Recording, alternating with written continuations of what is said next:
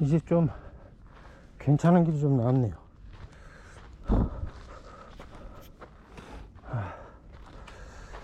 토마스 민저에 대해서 이제 소개하기로 하죠. 토마스 민저는 독일의 그 작센 남동부 주에 있는 그 작센 지방의 스톨베르그에서 출생했는데 출생 기록이 없대요. 그래서 이 사람이 1506년에 라이프치히 대학에 입학했기 때문에 그때 이제 17살에 입학했을 거라고 보고 1489년생으로 추측을 해요.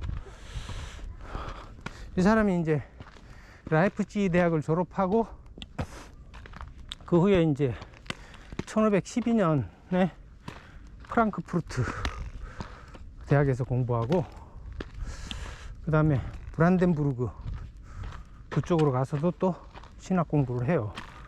그래가지고 사제가 됐는데 첫 번째 사제 소임을 맡은 곳이 브라운슈바이크, 이거는 이제 독일 북부 로어 작센주에 있는데 거기서 처음으로 사제 소임을 맡았다 그래요. 그래서 여기서 이 사람이 면제부 판매하는 거에 대해서 카톨릭을 비판하고, 그래서 친구들이 불의 징계자라고 별명을 붙일 정도로 아주 그 정의로운 사제였나 봐요. 그래서 이 사람이 다른 데서도 이제 사제 소임을 하다가 결정적으로 그 루터가 비텐베르그 성당의 95개조 반박문을 게재한 데 영향을 받아 가지고 그 1518년 말에 비텐베르그로 가요. 가서 이제 멜라니톤과 만나요. 그래가지고 루터파하고 이렇게 가담을 하는 거죠, 거기에. 그래가지고 그 다음에 1519년 초에 위터보그, 이건 브란덴부르크주에 있는데 거기서 설교자가 되고, 여기 이제 루터파로서 이제 그쪽에서 이제 추천한 것 같아요. 여기서도 이제 또 카톨릭의 교리와 제도를 비판하고, 그 다음에 프란체스코 수도사들하고 갈등이 있고, 그래서 루터파로 고발을 당해요, 여기서. 그리고 그해 5월, 그러니까 1519년 5월에 그 트링겐주에 있는 그 올라민데라는 데가 있는데 거기서 이 사람이 그 신비주의하고 요하네스 타울러에 대해서 공부를 해요. 요하네스 타울러가 그러니까 마이스터 에크하르트 제자죠. 제자로 이제 마이스터 에크하르트의 신비주의를 계승해서 발전시킨 사람이죠. 그리고 초기 교회 역사에 대해서도 철저히 공부를 해요. 여기 좀 가파른 길이네요. 여기서는 방송하지 말고 조심해서 올라가야죠.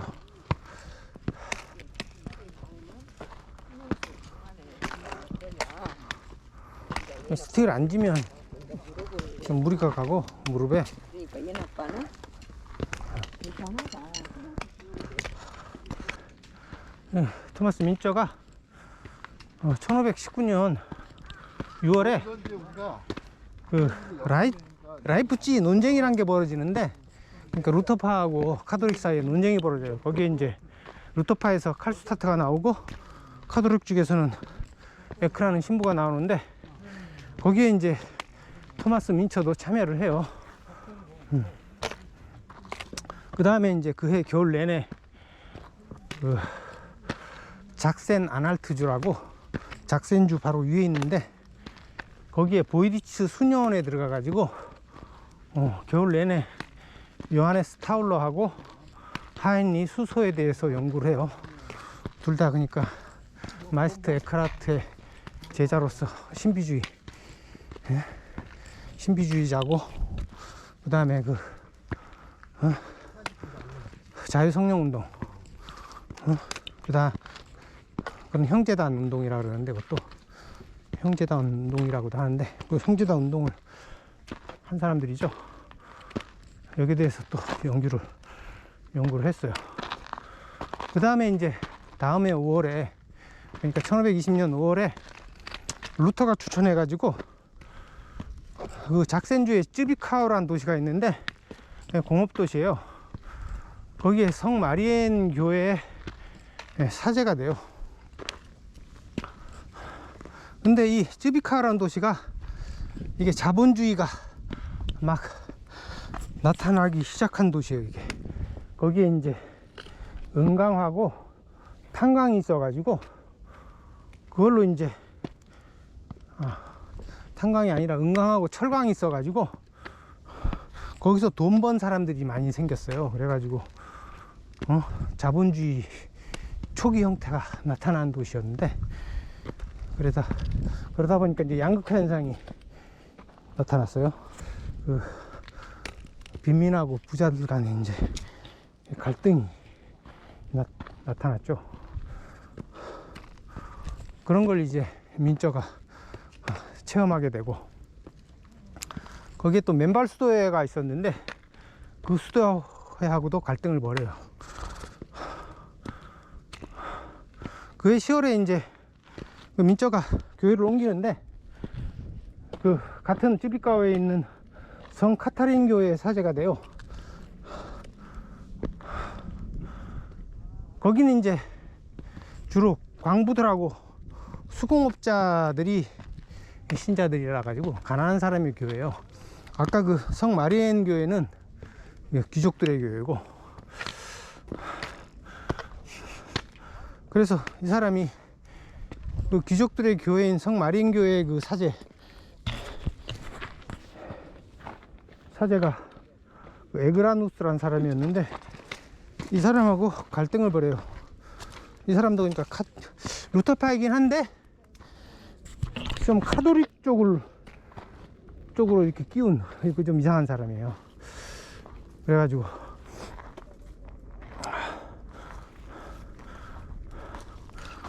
갈등을 벌였는데, 여기 또 낭떠러지 길이네요. 이게 캠프라인 등산, 이게 애니스톰인데, 이게 바닥이 리치 엣지라고, 이게 바위에 짝짝 달라붙는 우리나라 산에 딱 최적화된 등산화래요. 이게 12성문. 이게 여기 어디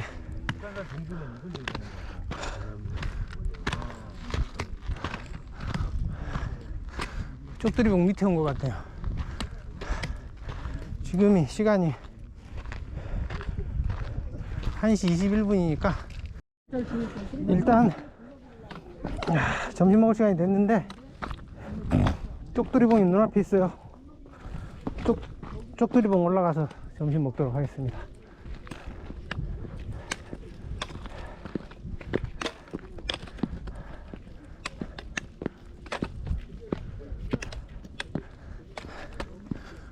여기 좋네. 여기 벌써 안 올라가면 여기 전망이 좋아요. 여기 전망이 좋습니다. 컵라면 풀릴 때까지 기다리고 있습니다.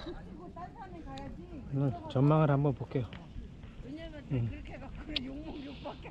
오늘 뭐 미세먼지가 많이 낀 것 같아 가지고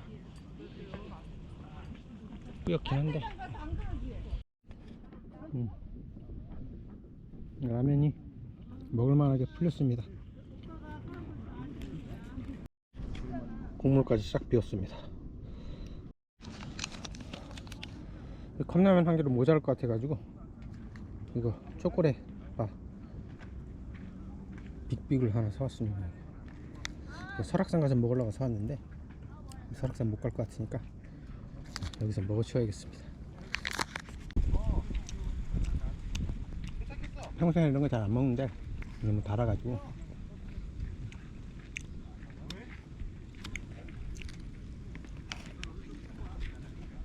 산에서 배고프거나 탈진하면 큰일 나니까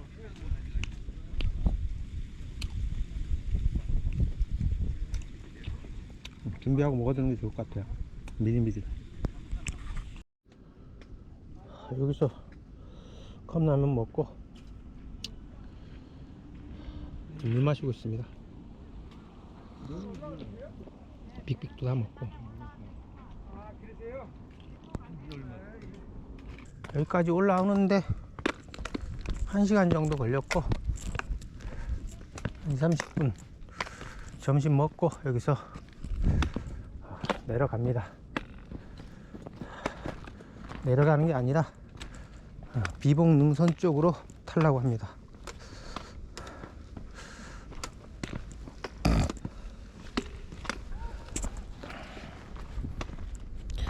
이게 내려갈 때는 이게 내 끈진벌이 보프로를 아래쪽으로 아니 위쪽으로 비추기 때문에 이게 이렇게 아래쪽으로 비추도록 이렇게 밑으로 제껴줘야 돼요.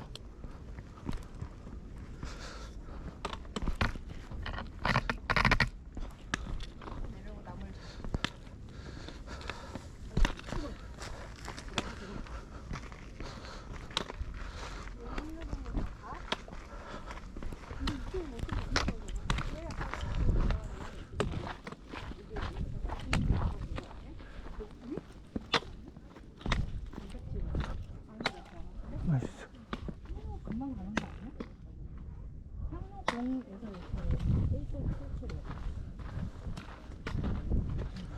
아니야? 이게 아주 심한 내리막길이에요. 설악산 한계령 코스도 이렇게 심한 내리막길은 없는 것 같은데 아주 심한 내리막길이에요. 무릎이 아프네. 평지를 걸을 때는 몇 시간을 걸어도 멀쩡한데 이게 내리막길이 더 힘들어요. 무릎이 땡겨 가지고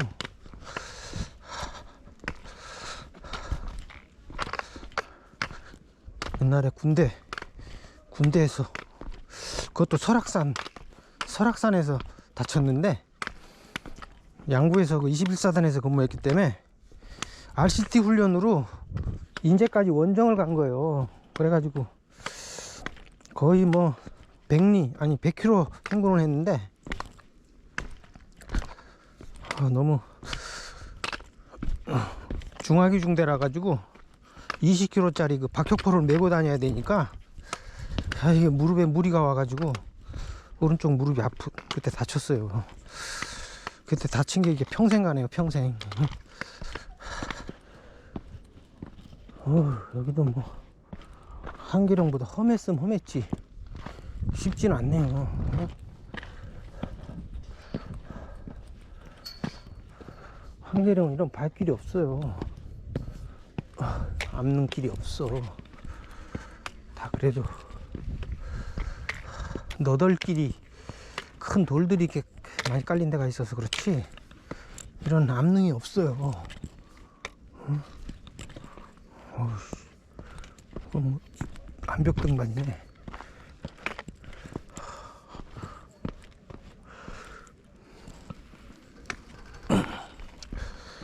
무릎에 무리가 가네. 무릎에 무리가 가요. 여기 지나면 쉬울 것 같은데 오늘 비봉능선을 타기보다는 탕춘대 쪽으로 빠져야겠어요. 뭐 어차피 설악산은 가기 힘들 것 같고 뭐 여기 나중에 또 딴 데서 이렇게 연습할 때가 있으니까 딴 데서 하고 오늘은 간단하게 탕춘대 능선 쪽으로 빠져야겠어요. 감사합니다. 네, 안녕하세요. 예, 즐거운 하루 되세요.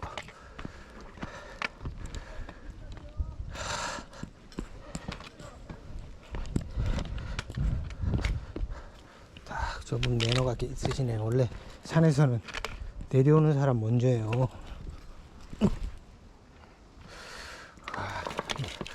암릉이 험하네. 여기 산악회인가 보다. 여기일걸? 오면 이렇게 사람 많네.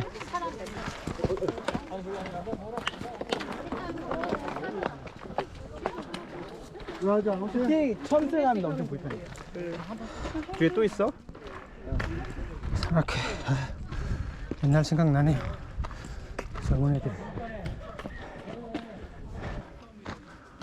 민저가 그러니까 으츠비카우 교회에서 그 갈등을 겪는데 그 성마리엔 교회 사제하고 갈등을 겪고 예. 민처가 성 카타린 교회에서 설교한 후에는 민중 난동이 발생했어요.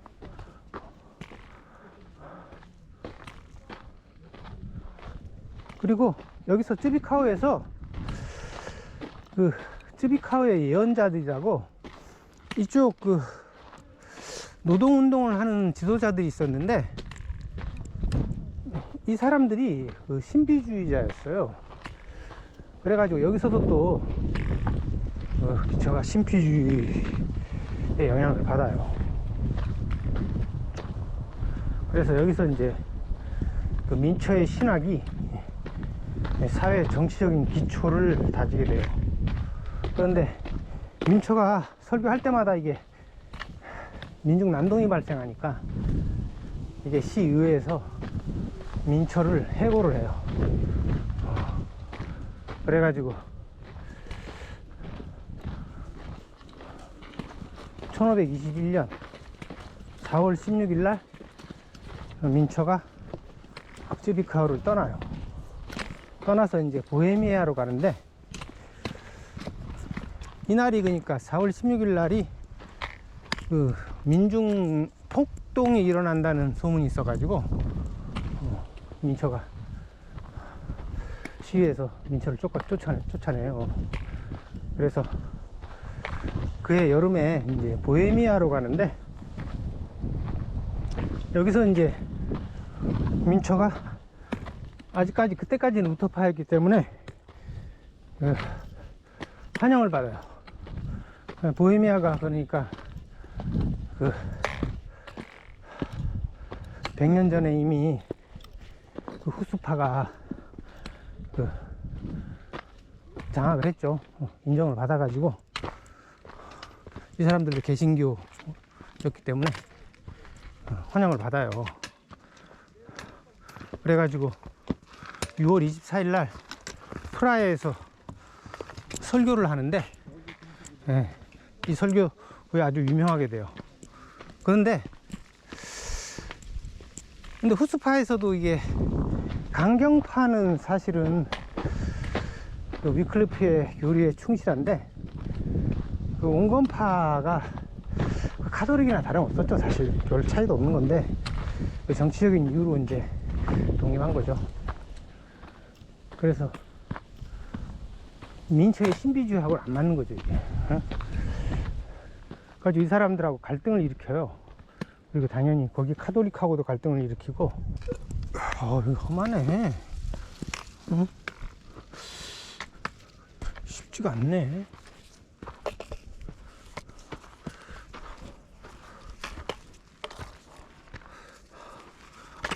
험하기는 뭐 설악산 한기령 포스보다 더 험하네. 보헤미아에서 그해 11월에 이제 민처가 프라하 선언이라는 걸 하는데 여기서 민저의 그 성령 신학이 정립이 돼요. 그래서 민저가 주장하기를 신비주의적인 방법을 통해서만 유일한 길로 특징 지어지는 하느님의 질서가 인식될 수 있다. 이 성령은 우리의 영혼에게 우리가 하느님의 아들이라는 충분한 보증을 주는 것이다. 이렇게 하면서 이제 신비주의에다가 성령 신학을 민저가 정립하게 돼요. 그러다 보니까 이 보헤미아의 그 후스파 온건파하고는 이게 가히 이건 말로만 개신교고 겉으로는 형식적으로만 개신교고 그냥 카톨릭하고 똑같죠. 당연히 갈등을 겪게 되고 11월 말에 프라하에서 추방을 당해요. 그래가지고 좀 방황을 한 것 같은데, 그래서 그 다음에 1523년 4월에 알슈테트로 가요. 거기도 이제 작센 주에 있는 도시인데 여기에 성요한교회의 사지가 돼요. 여기서부터는 요 토마스 민저가 끝나고 나서 독일 농민전쟁을 할 건데 거기서 자세히 다루도록 할게요. 1524년에 1524년 8월에 이제 밀하우젠으로 가는데 밀하우젠은 트링겐이에요. 트링겐주의 서쪽에 있는 도시인데 여기로 가서 환영을 받아요. 그래가지고 여기서 이제 그 독일 농민전쟁의 지도자가 되죠. 여기서. 그래서 결국 이제 밀하우젠에서 민저가 농민군을 만들어서 1525년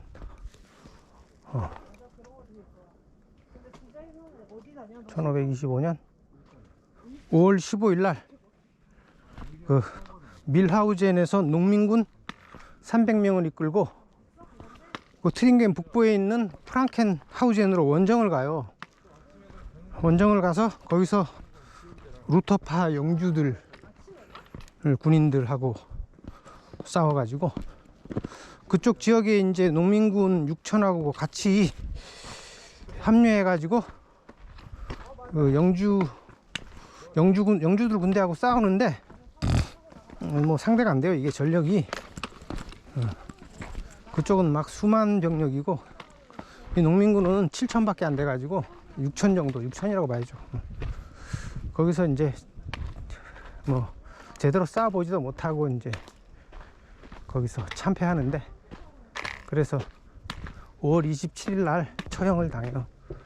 그래서 그때 이제 민저 나이가 35, 36 이 정도 아주 젊은 나이였죠. 그래서 예수하고 비슷한 나이에 죽었어요. 그래서 자세한 거는 다음에 독일 농민전쟁에서 이제 자세한 그 알슈테트 교회하고 밀하우젠에서의 그 민저의 행적은 그때 자세히 말하기로 하고, 지금부터는 이제 민저의 사상에 대해서 얘기해 보도록 하겠습니다. 그 민저의 사상은 또 몇 가지로 나눠볼 수 있는데, 첫 번째로 이제 독일 신비주의 영향을 크게 받았어요. 그래서 독일 신비주의는 또 13세기에 마이스터 에카르트의 영향이 크죠. 마이스터 에카르트가 그 영지주의 영향을 받은 것 같아요. 그래서 제가 보기에는 그 16세기 종교개혁의 토대는 그 영지주의하고 그 영향을 받은 기독교 신비주의, 즉 독일 신비주의가 크게 영향을 미친 게 아닌가. 그래서 그 영지주의도 이제 당연히 카톨릭에 대해서 거부하고, 그리고 종교개혁에서는 이제 오직 성서를 내세우는데, 이 두 가지하고 합쳐가지고 이제 개신교의 핵심 교리를 이루고 있죠. 그래서 기독교에 대한, 아니 카톨릭에 대한 거부하고 오직 성서는 그 형식적인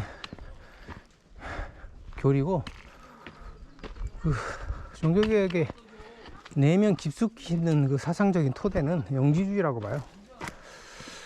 그래서 개신교의 기원을 제가 이제 아르메니아의 파울리시언으로 봤는데, 이 파울리시언이 이제 보고밀파로 이어지고, 여기는 이제 영지주의 경향이 굉장히 뚜렷해지죠. 이게 이제 12세기 카타리파로 이어지면서 이게 유럽에서 13세기부터 마이스터 에카르트를 비롯해 가지고 기독교 영지주의가 꽃을 피우게 되죠.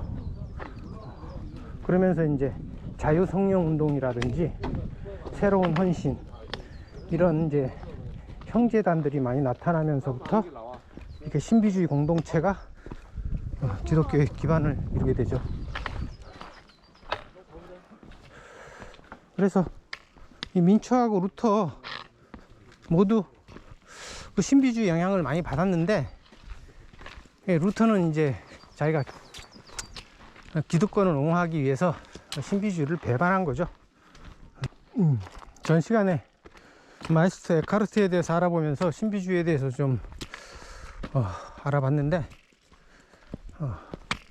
그 신비주의의 목표는 인간과 신의 신비적인 합의를 그 목표로 하는 거죠.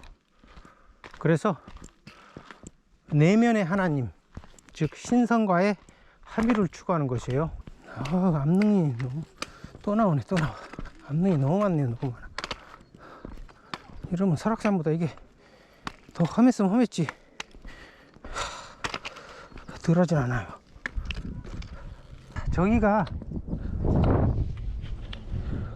꼭 티벳에 있는 차마고도하고 비슷하다 그래가지고, 여기를 차마고도라 그래요. 여기를. 차마고도 내려가는 길이 장난이 아니네. 진짜 여긴 진짜 차마고도 같네. 차마고도 같아요 진짜. 정신 집중할 때는 환경.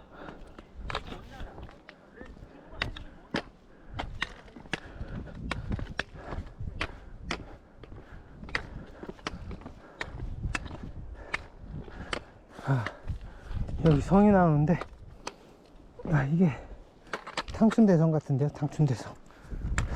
드디어 탕춘대성이 나왔습니다.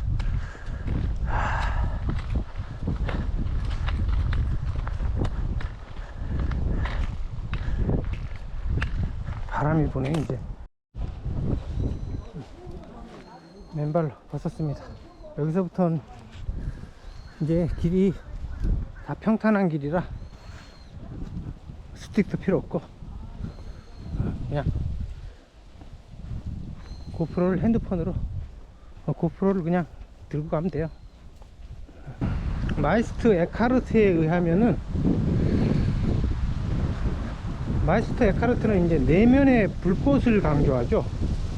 이것을 이제 영혼의 불꽃이라고 할 수 있는데, 이게 이제 하나님의 형상이며 하나님께서 완전히 거하시는 곳이라 그래요.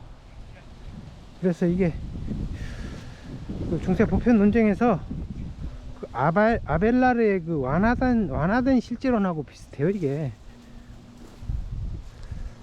그래서 완화된 실제론에서는 이게 보편자가 개별자 안에 있다. 신도 보편자니까 신이 인간 안에 있는 거죠. 이게 인간 안에 있다고 보는 게, 이제 그렇게 해석할 수 있는 게 아벨라르의 완화된 실제론이죠. 거기에 따르고 있는 것으로 보여요. 그래서 마이스터 에카르트의 경우에는 영혼은 자신 속에서 하나님의 말씀, 즉 성자의 탄생을 체험하며 하나님과 신비적인 연합을 얻는다고 해요. 이 연합은 사랑과 애정의 황홀경 속에서 인간의 의지를 하나님의 의지에 완전히 연합시키는 것 이상을 포함한다. 실제로 그것은 하나님이 아니라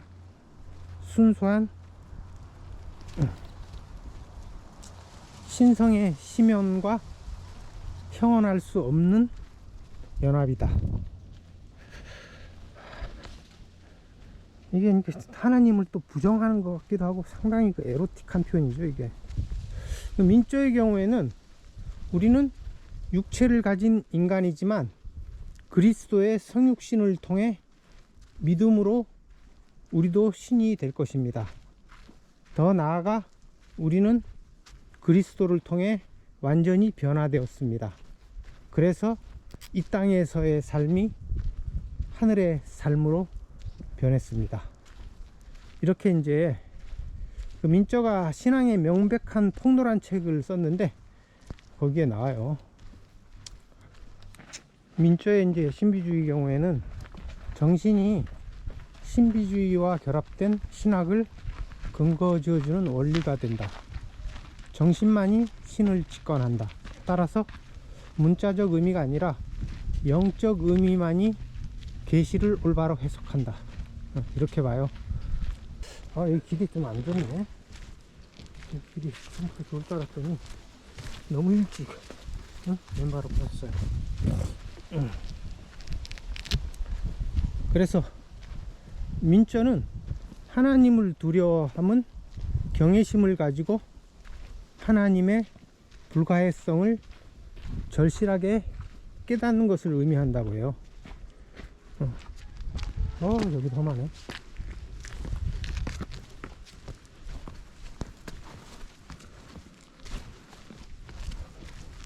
한춘데 능선이 시작되는 줄 알고 왼발을 벗었는데 이제 좀 괜찮은 흙길이 나왔네. 민저의 경우에는 하나님에 대한 두려움은 민저에게 있어서 내적 길의 기초이다. 외적 길, 즉 성서의 문자를 통한 인식은 하나님 체험의 내적 길을 방해한다. 이렇게 보고 있어요. 그리고 교만한 지식이나 글자만 무조건 믿는 것으로 기록된 신학은 진실한 믿음을 방해하고 막는다고 민저는 봤어요. 이거는 이제 루터의 오직 성서 이 교리를 반대하는 거죠. 민저의 경우에 루터는 지역의 영주와 타협하여 민중 억압에 일조하고 있다고 비판했어요. 그래서 오직 성서만 주장하는 루터의 이론이 맹목적으로 성경의 문자에 의존하여 내적인 말씀을 억누르고 있다고 봤어요.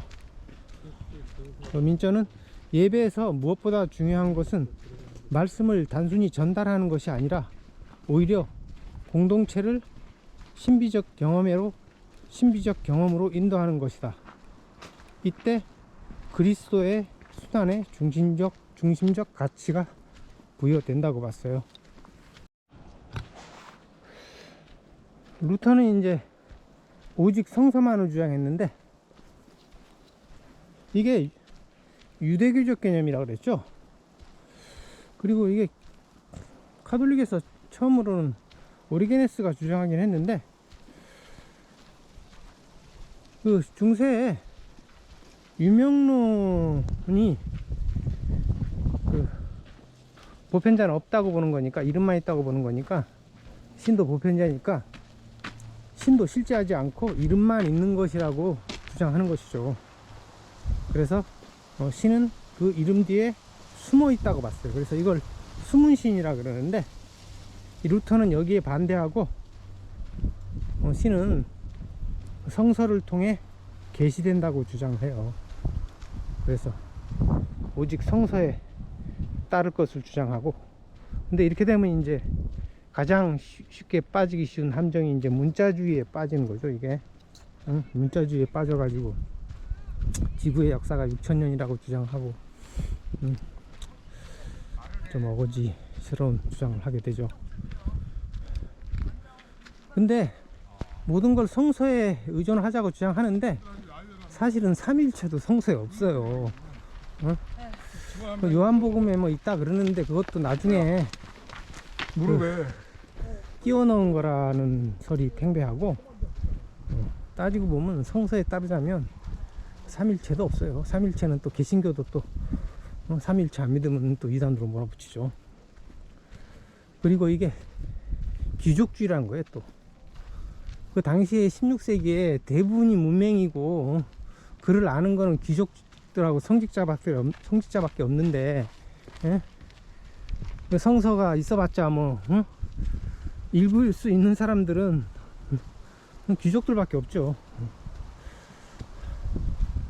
그러니까 이게 오로지 귀족에만 초점을 맞춘 거죠. 이게 이 위클리프의 경우도 이제 성서를 영어로 번역을 했는데, 이것도 이제 귀족들만을 위한 거죠. 영국도 성서를 읽을 수 있는 사람들은 귀족밖에 없는 거고, 그래가지고 그 영역 성서의 영향으로 이제 그 농민들이 자각을 해가지고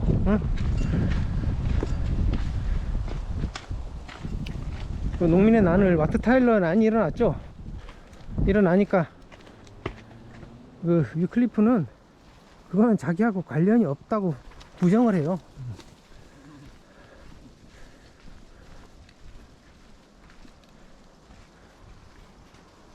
루터도 그러니까 신비주의 영향을 받았다고 했죠. 그래서 똑같이 이제 민초하고 똑같이 요하네스 타울러의 영향을 강하게 받았는데, 이게 루터는 신학의 기본 토대를 말씀에서 찾았기 때문에 신비주의적 신이해에서 멀어질 수밖에 없었다, 뭐 이렇게 보고 있어요. 그리고 민처가 신비주의를 띠게 된 게 이제 그 1520년에 쯔비카오에서 사지가 됐을 때 그 쯔비카오의 예언자들의 영향을 많이 받았어요. 또 거기 쯔비카오에서 이제 민처가 거의 1년 동안 사제로 있었는데, 거기에 이제 성 마리엔 교회하고 성 카타린 교회 두 군데서 사제 소임을 했죠. 근데 이 도시가 이게 철강과 구리광산이 이게 있어가지고 이게 자본주의적 요소가 일찍부터 도입된 도시라 가지고 그 자본주의 문제가 나타나기 시작했다 그랬죠. 그래서 양극화가 발생해서 빈민과 부자 간의 갈등이 생겨나기 시작했는데, 여기서 이제 그 광부들하고 수공업자들이 그 노동자 운동을 했는데, 여기에 지도자 중에 한 명이 이제 니콜라스 스토리라는 사람이 있어요. 이 사람하고 두 명이 그 1521년 12월에 비텐베르그로 그 루터를 찾아가요. 그래가지고 루터는 못 만나고 멜라니톤을 만났는데, 멜라니톤에게 교회와 세상의 질서가 곧 붕괴할 것이라는 계시를 얘기해요. 그러면서 이 사람들이 이제 신비주의자죠. 이 사람들이 루터하고 계속 만나기를 요구하다가 이제 그 다음에 1522년 9월에 이제 루터하고 스토리가 만나요. 그래서 스토리가 자신이 믿는 교리 8가지를 얘기하는데, 여기에 이제 만인평등, 유아세례 폐지, 모든 사람은 자유의 의지에 따라 성령의 계시를 경험할 수 있다. 이게 이제 그 민초의 성령 신학하고 비슷해요. 그래서 이게 결국은 나중에 성령 신학과 제세례 신학의 기본적인 토대를 이루어요. 그래서 이 사람들은 하나님의 권위는 성서의 계시로 드러나는 게 아니라 내면의 빛, 즉 이성으로 드러난다고 주장을 해요. 그래서 여기에 이제 이 쯔비카오의 예언자들의 신비주의에 민초가 영향을 많이 받아요. 근데 보니까 이게 스토리라는 성을 찾아보니까 이게 유대인 성이에요, 이게. 그러니까 이 종교개혁의 유대인들의 역할이 엄청나다고 주장했었는데, 이 찾아보면 다 이게 근거를 낼 수 있어요. 그리고 마르틴 루터도 유대인이에요, 사실은. 그걸 위키피디아 같은 데 찾아보면은 루터의 어머니도 이 마르가르테 린데만이에요. 린데만이 유대인성이에요, 이게.